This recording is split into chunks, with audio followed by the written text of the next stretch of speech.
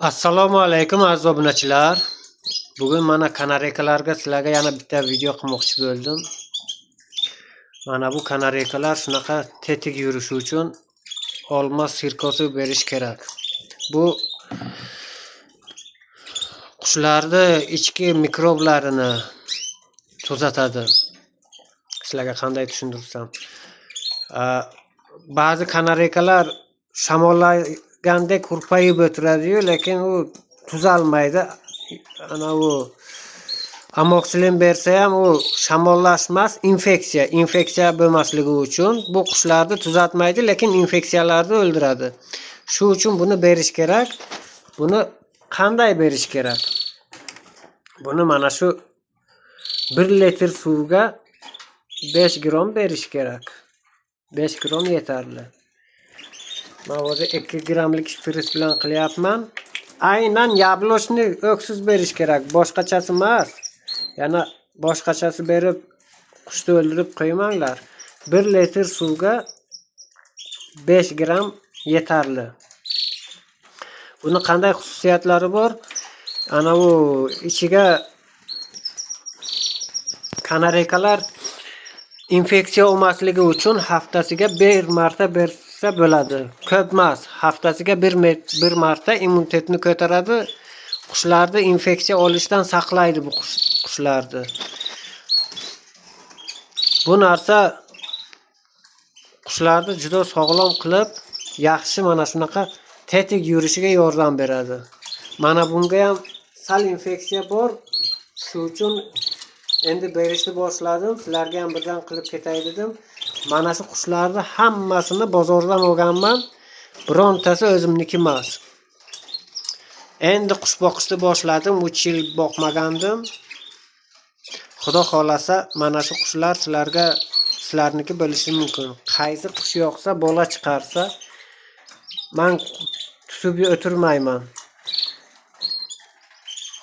Lubboyini kelishtirib berib yuboraveraman. Jo'ja chiqarsin keyin, lekin ishlatilgan yaxshi qushlarni berib yuboraman. Hurpayib xomush yurgan qushlarni mana shu yabluchnik o'ksiz davolaydi. Ichki infeksiyalarni o'ldirib, qushlarni immunitetini ko'tarib, ich ketishini oldini olib tuzatib ketadi. 1 haftaga 1 marta yoki 2 haftaga 1 marta berganlaring yaxshi. Har kuni berish mumkin emas. Boshqa o'ksiz berish mumkin emas. Boshqacha bersalaring bu qushni zo'rlik qilib o'ldirib qo'yadi. Shu uchun yabluchni o'ksiz 1 haftaga 1 marta 5 gram 1 litr suvga qo'shib berganlaring normal holat. Undan ziyodi kerak emas. Imminna yablochni o'ksiz bo'lish kerak. Boshqacha bo'lishi umuman mumkin emas. Shuni yodlaringdan chiqarmanglar. Keyin mana buni ham olib ishlatsalaring o'zlaring uchun, mana bu agar suyak yemirilish, girja bo'lgan bo'lsalaring, mana shu birga bir dori ekan. Men mana shundan shifo topdim, Allohga ming qattara shukr. Mana shuni olib bemalol ishlataveringlar, suyak og'rimaydi. Agar kerak bo'lsa menga so'rasalaring, men sizlarga mana shuni nomer telefonini beraman, gaplashib olasizlar. Mana bu yoqqa u safarga video qilganimga mana bu qushim tuxum qo'yibdi, 1-2 soat qo'ydim. Endi bolasi chiqadimi, yo'qmi deyotgandim. Buni ichiga bolasi bor. Endi xudo xolasi necha kunga chiqadi bilmayman. Chiqsa mana shuni ham sizlarga sotib yuboraveraman. Pulini kelishsak bo'ldi. Mana shunaqa katta qafas bilan yangi mana shunaqa qafas, hamma komplektini qilib berib yuboraman.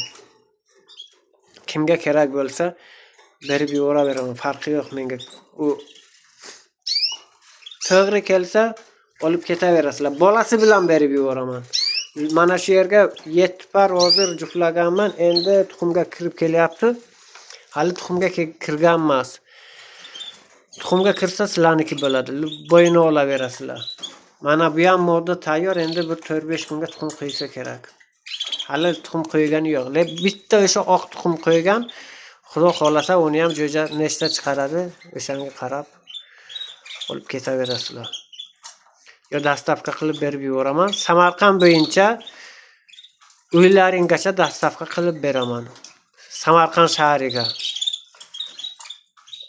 Sog'lik, salomatlikka uchrashaylik.